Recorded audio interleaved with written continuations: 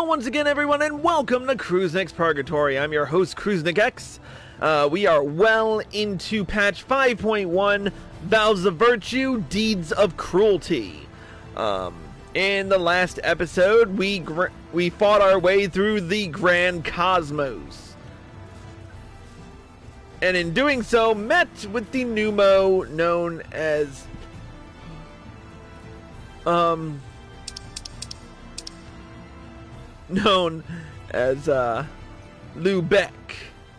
Beq Lugg, that's right. So, we are keeping our guest waiting. Let's not waste any more time and get back to the Crystarium. So, let's speak with Alphino and complete the next quest, a welcome guest. We mustn't dally here any longer, Chris.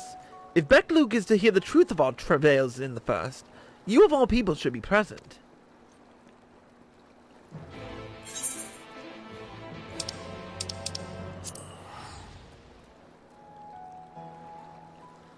It literally took us probably like a whole Eorzean day to get through that dungeon.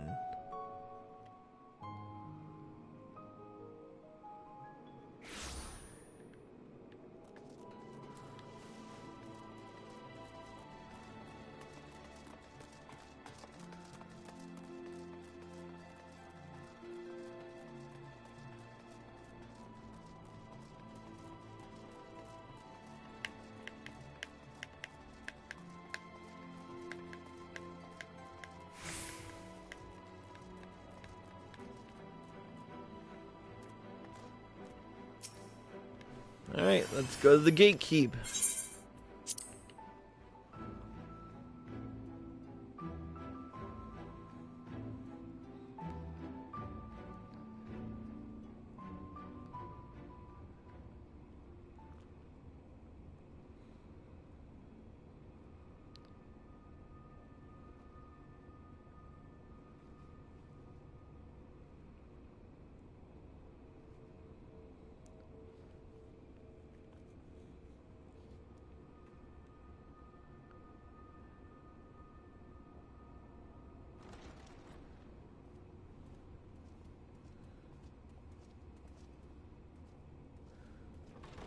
Hey, what'd I miss?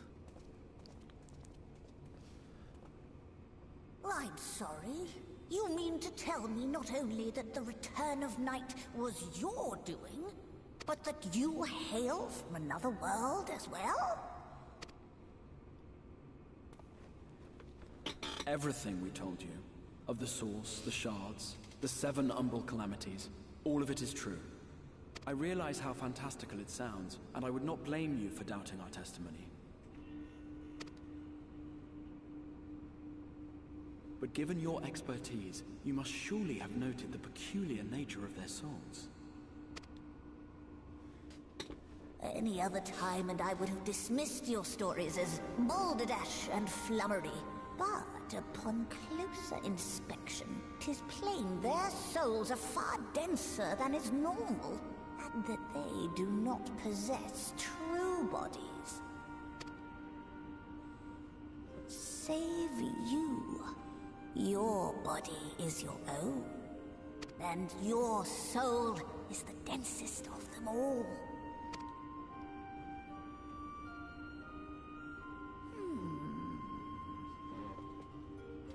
As I said before, were it not for their heroism, the skies over Norvrant would still be awash with light, the realm yet at the mercy of Vorthri and the Sin Eaters.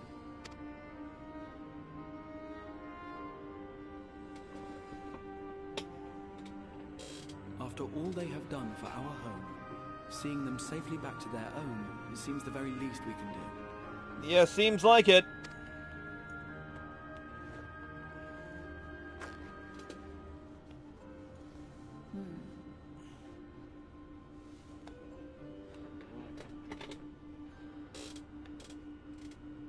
Your tale is intriguing.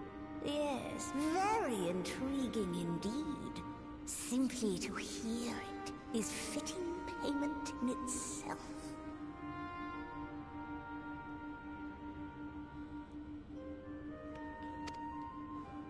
As for your friends, I can but agree. Their valorous deeds on behalf of Norvrant are deserving of recognition, of their own fitting payment. You will help us then?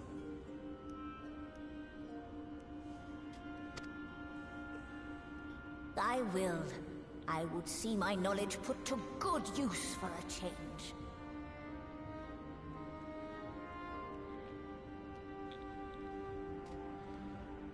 That's good. I do have one condition, however. I am not the spry young Numo I once was. As such, I will require assistance in my fieldwork and testing. It would be our pleasure.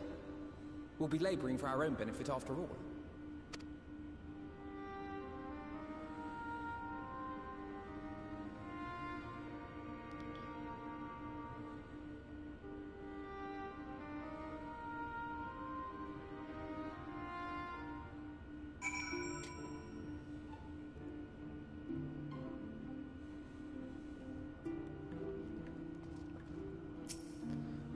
That's good.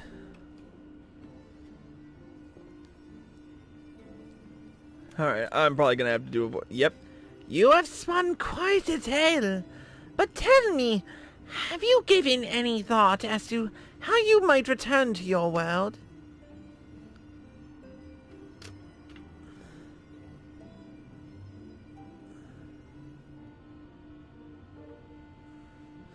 White Orosite, you say? An intriguing proposition. But one which fails to account for the present state of your souls. They have become highly charged, likely as a consequence of having maintained tangible forms for so long. Such an energetic, unstable state, there is no telling what may happen to their souls within the Orosite.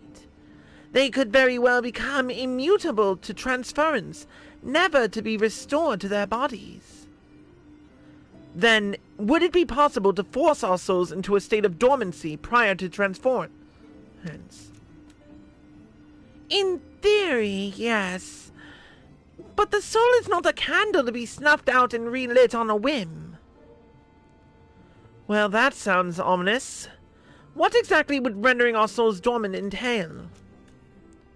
In order to maintain a corporeal form, your souls constantly draw ether from your surroundings. This process must be halted, and the resulting surfeit of ether removed. Your minds would ultimately be separated from these faux bodies of yours, rendering you incapable of interacting with the world around you. A cruel fate under normal circumstances, but one which will be rectified upon your return home.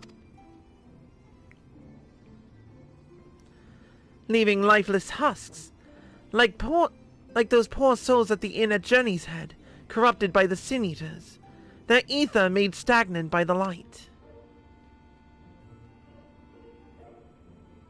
Corrupted? Stagnant? Might I see these unfortunate individuals?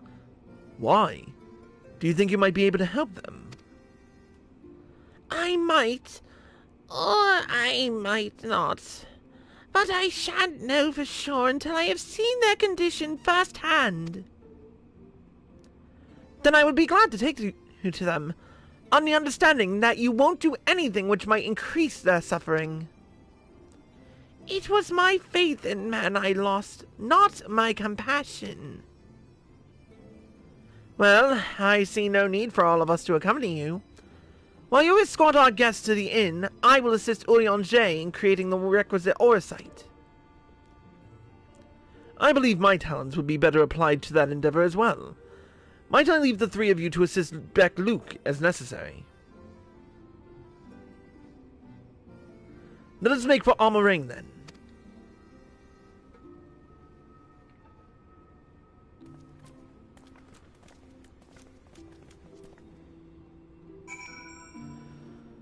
Alright, off to the inn at Journey's Head.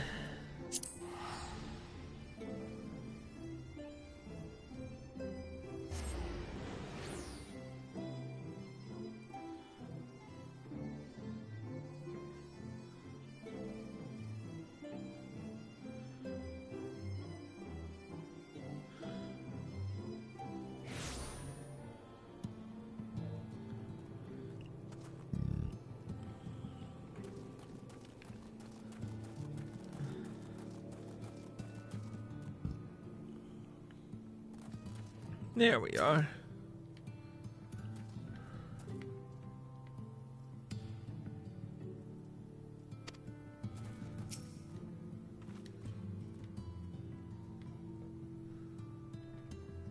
Oh, wow.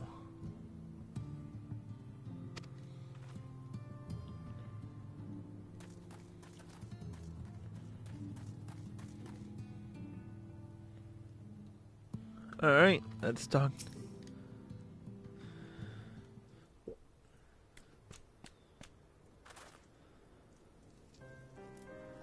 So this is Halric, is it?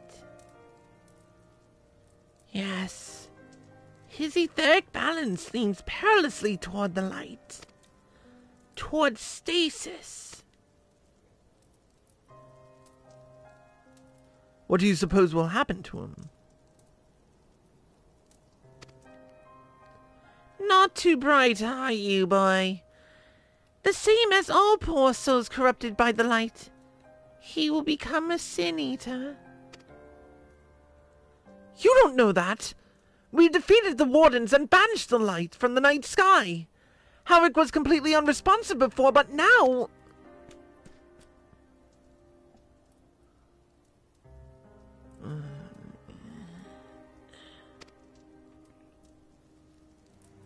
Then perhaps there is yet hope. If I may, there is a treatment I wish to administer to the patients. What sort of treatment? In the course of my studies of the soul, I once created a tonic which could temporarily stimulate the ether in one's body. After some refinement, it came to be used by the Knights of Verbert. Then, for far darker purposes. Lest it fall into the wrong hands, I swore never again to make it. But for their sakes, I will break that oath. It is not like to reverse the stagnation, mind you, but it should offer some measure of relief.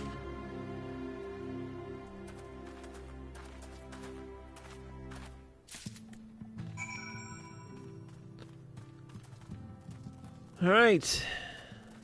Let's see. Let's start with Voin.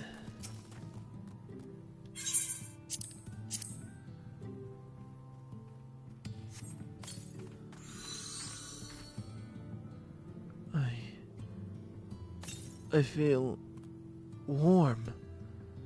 And my legs, they don't feel as heavy.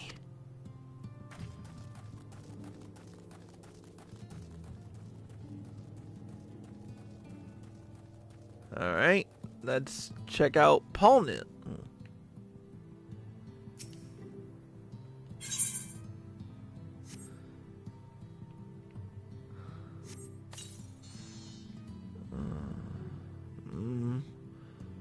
What is this warmth I feel in my chest?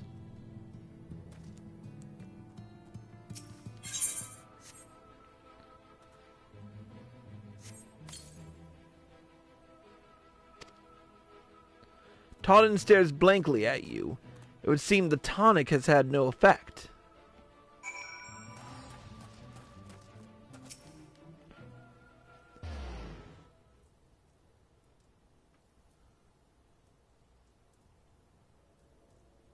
Now then, have you noted any change in the patients? A notable rise in body temperature and increased motor function, in most of the patients at least. The more severely afflicted show no response. As I feared then. 'Tis true that with the restoration of night, the corrupting influence of light will no longer grow. And yes, their bodies will naturally return to equilibrium given time. But this holds true only for their corporeal ether. Their incorporeal ether, that of the soul, is not so easily mended. Which is why those in later stages of corruption, like Halric, appear unaffected by your tonic. Precisely.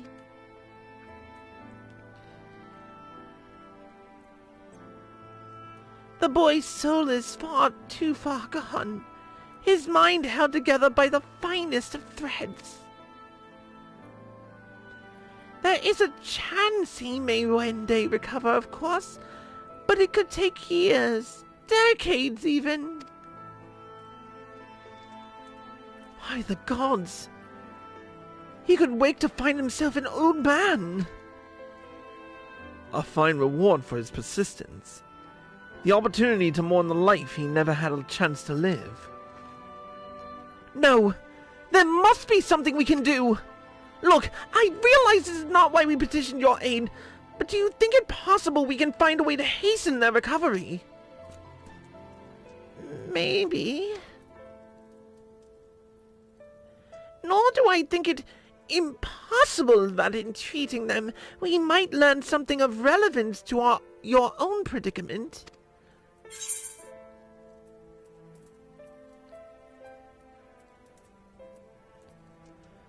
Good to know. I hope.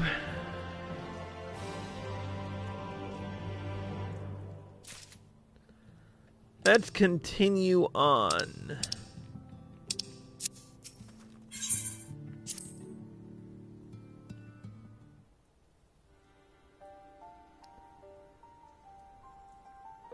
I suspect the Crystal Exarch has told you of my past.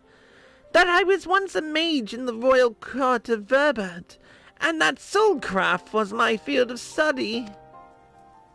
The tonic you administered to the patients here is one of the fruits of my labors.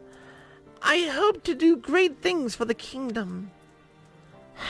But in the end, my knowledge brought only suffering, a plague the like of which none had ever seen. In the hands of unscrupulous men, what should have been my greatest triumph instead became my greatest shame.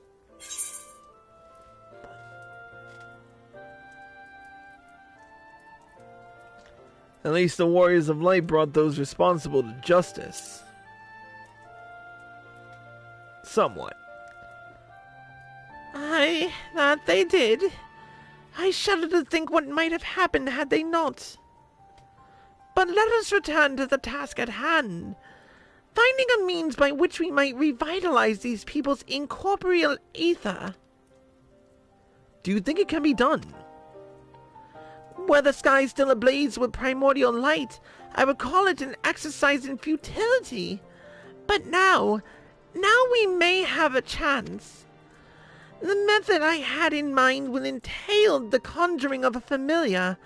They are able to amplify the energies poured into them, making them the perfect conduit for the ether revitalizing magics we will ultimately employ.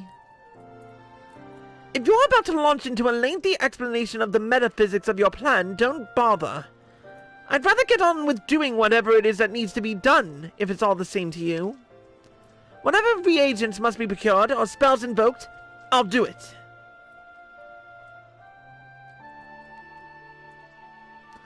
I admire your spirit. Very well. Your first task will be to gather the necessary materials. The purest of waters and the finest of clays, as well as a fey lantern brimming with pixie magic. If you're convinced the resulting familiar will help the patients, fine. Alphino, the water and clay will be simple enough, but I think you know what we'll have to do to get the lantern. You don't mean... The pixies took a liking to us before. If we human them with our company, I'm sure they'll be willing to help us. Fine. We'll pay a visit to Ilmeg, though I never thought you would be the one to suggest going back there. I'm impressed you've been there at all, let alone befriended the Fey folk. Oh, while you're about it, seek out the Numo of Plaeni. They will be able to supply you with water suitable for your needs. Right. Let's get this over with, shall we?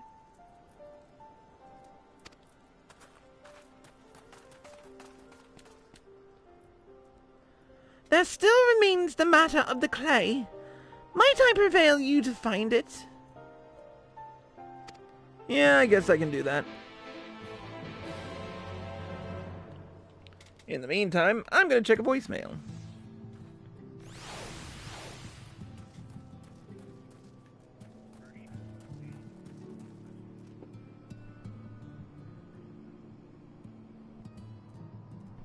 Alright, while I'm doing this, I'm going to go mic silent for a bit. Oh, wait. Clay from Amarang would likely be best. Know you of anyone who might be able to assist us? I could ask the miners at Twine. Ah, yes. They will be able to point you in the right direction. I am sure. While you and the twins are occupied, I will see if there is aught else I can learn of the stagnation which affects the people here. Alright. We're gonna fly to Twine while I go radio silent for a bit.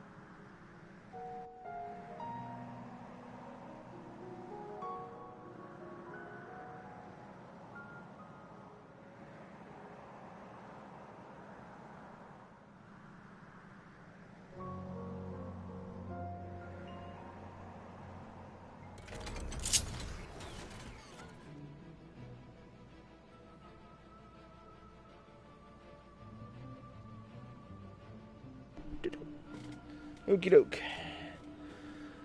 Let's do this. There's Magnus.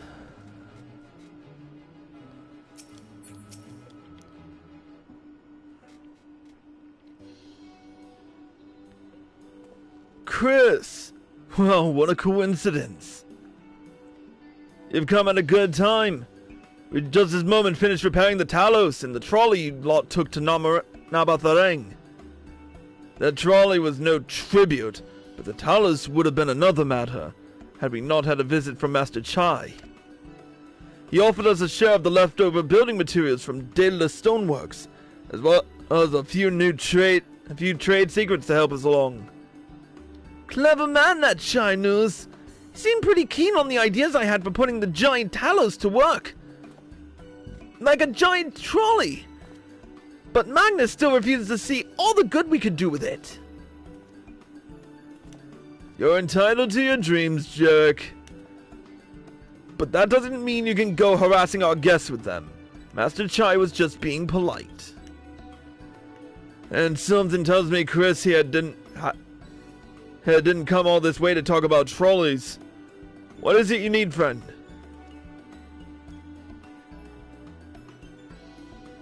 Need to know where I can get some clay. I see. And this familiar requires clay from Amarang.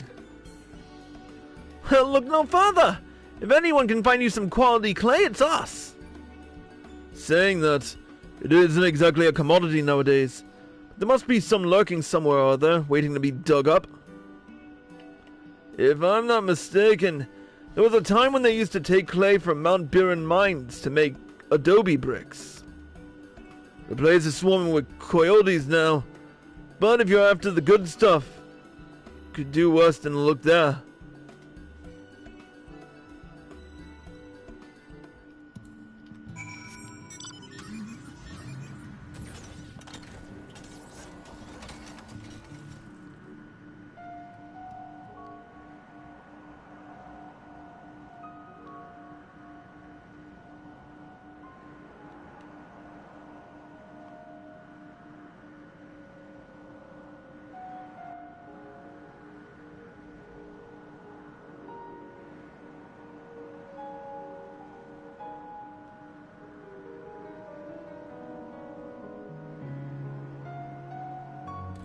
Here we are. Please don't notice us. Please don't notice us. Please don't notice us. Please don't notice us. There's one.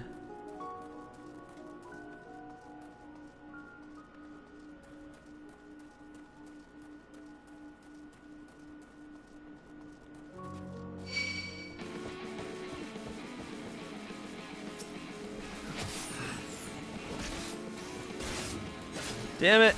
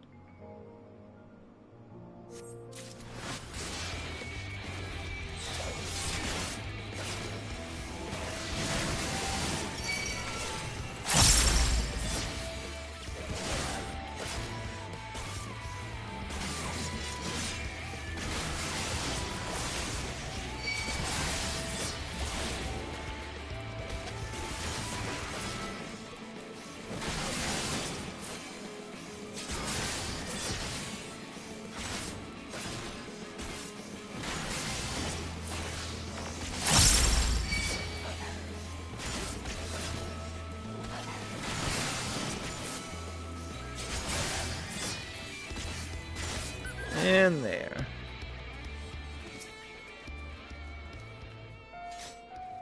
Still love this battle music more than anything else. Alright, we made it.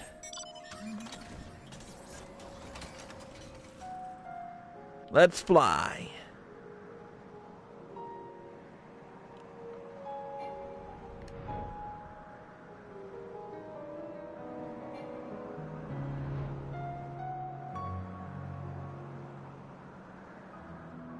Oh, hey.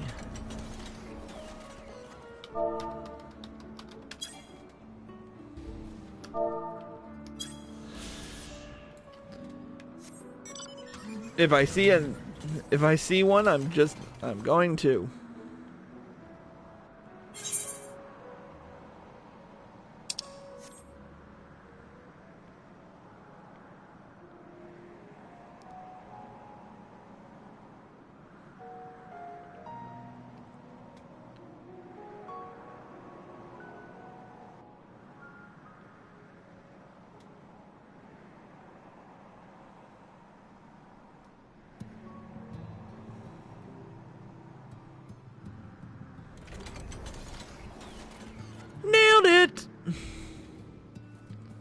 Okay, let's speak to Beq Lugg. The twins have returned, and in one piece at that. I was convinced the pixies would turn at least one of them into a garden ornament, but no. You have the clay then, I take it? Here you go.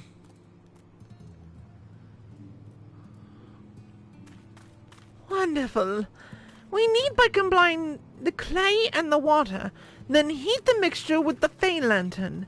After that, it will be a simple matter of setting upon a suitable form and performing the necessary incantation. Beq Lugg, I have a question. In the event that we had need of this spell and you weren't around, would it be possible for another to perform the incantation? Assuming they possess the requisite skill, yes. Halric and the others have suffered so much, and I swore to do everything in my power to save them. If there's a chance this spell could do that, I would be the one to invoke it. Mayhap you should be the one to do so.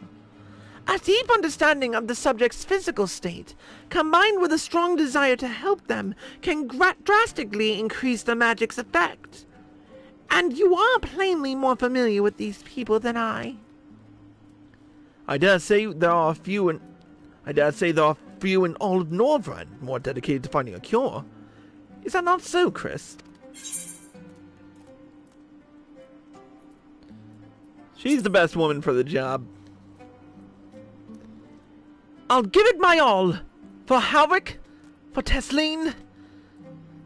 Then we are all of a mind on the matter. Alice shall be the one to conjure the familiar.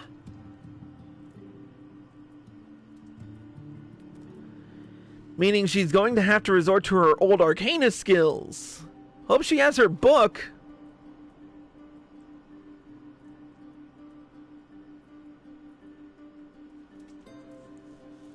Let us begin. I trust you've prepared the clay?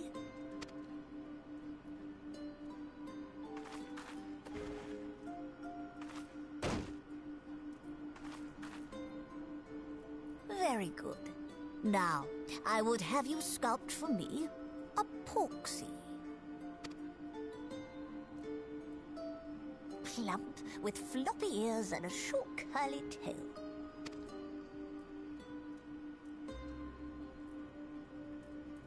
A porksy? I think I know what you mean. A flying pig, if I recall correctly.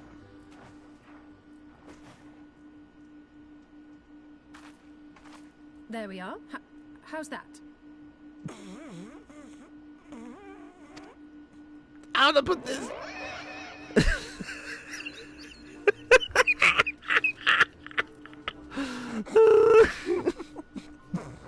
Well, it is certainly creative. There's no denying.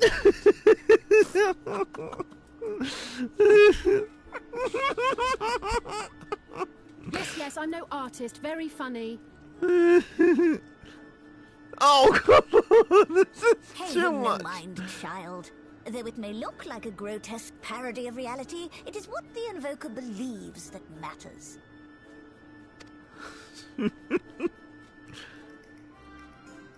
You're not helping. But I speak the truth. If successful, this incantation will turn imagination into reality. Which is why the only thing of import is what you believe this figure embodies. You must focus. Hold the Porksy's image steady in your mind's eye.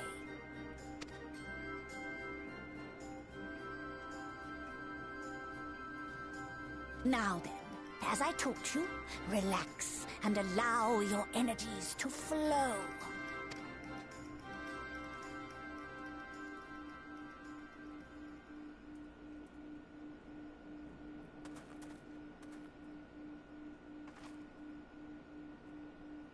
With flesh of clay I bid thee rise, on wings of dreams to touch the skies.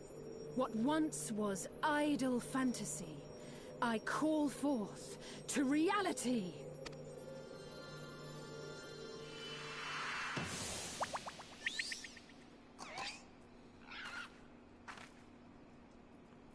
Oh my god, it's so cute, I want to smush it! Not bad for a first attempt. Now, let us see what can be done for young Halric.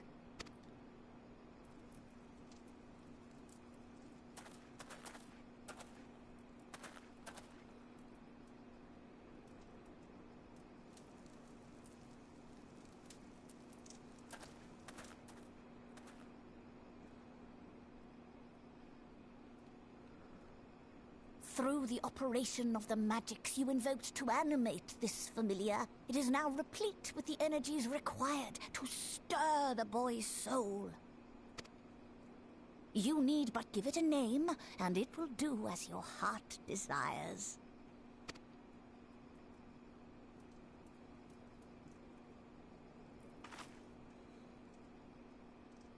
A name.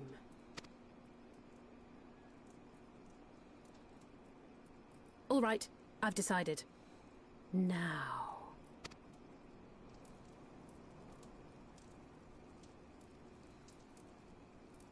go, Angelo!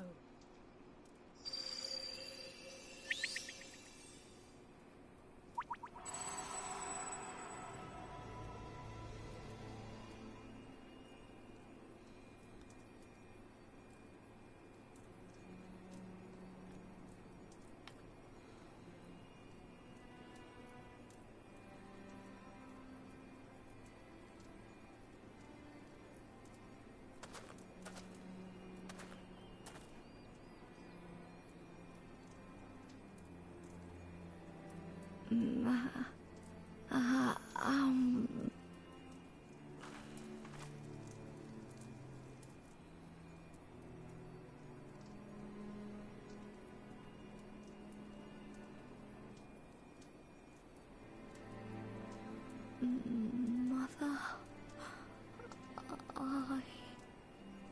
Holy fuck, it worked.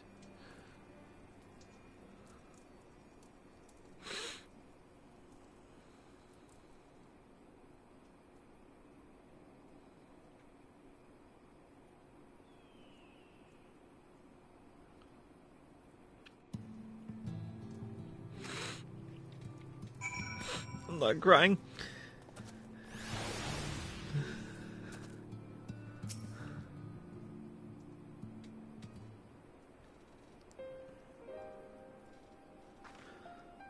How is he, Beq Lugg? Did it work? I believe it did. You and your fledgling familiar have done well. If my eyes do not deceive, a hint of color has returned to his soul. Gods, I would jump for joy if I weren't so exhausted.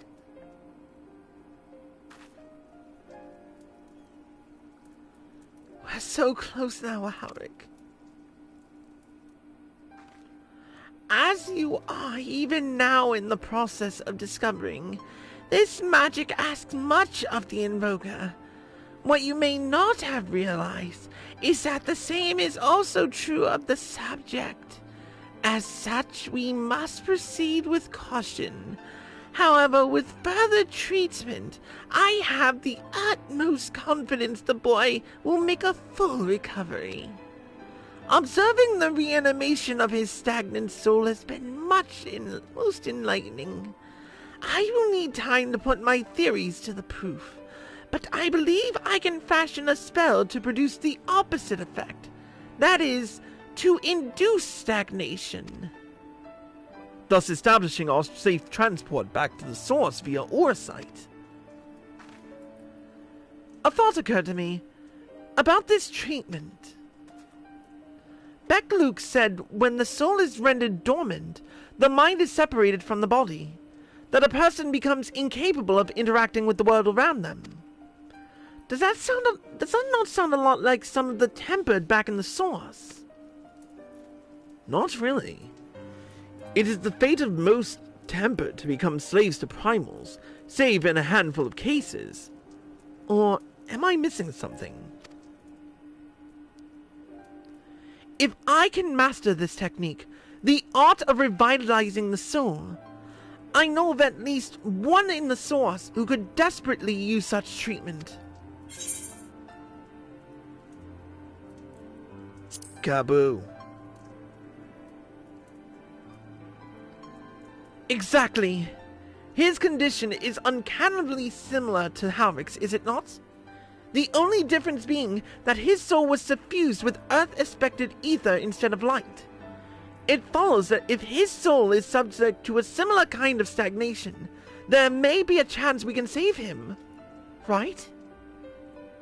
Forgive me, but who is this Gaboo fellow of whom you speak? I see. His condition does sound familiar, yet there is much and more about the soul that remains unknown, even to me. I say this not to discourage you, you understand, but to remind you that this is a delicate work we do here, work requiring patience. Of course, and as long as there is hope for the patients here, I will devote whatever time is needed to see this through. but I refuse to spend that time in idleness. If it's all the same to you, I'd like to stay here with Angelo and continue with their treatment. The two of you should return to the Crystarium with Beq Lugg and see if you can't make some headway with their newly posited theories. I would tell you to rest first, but I see you are not convinced. Ah, the fire of youth. Let us return to the Crystarium, then. Finally! I found you!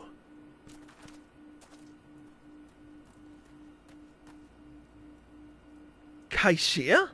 What are you doing all the way out here? There's trouble back in Yulmore.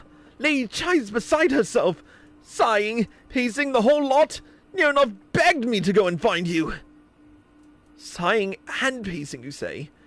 It must be urgent.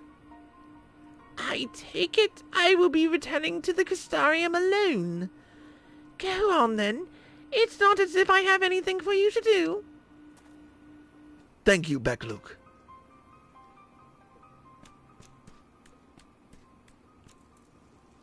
Sorry for bothering you and all that, but she says the future of Yulmore's at stake. Ooh, sounds serious. Alright, we're going to take a quick break and we'll return with more, but until then, that's going to be it for this episode of Cruznik's Purgatory. Thank you all for watching, and I hope you all enjoyed the show. As always, if you're watching this on Twitch or live at PlayStation and you like this show, click the follow button, be sure to turn on notifications so you're well informed, and be sure to subscribe to me for access to exclusive live streams and videos. If you're watching this on YouTube and you like this video, click the like button below and leave a comment. Subscribe to my channel by clicking here. Click here to watch more by me, click here to watch the next episode, and click here to watch the previous one. Until next time, Cruznik, signing out.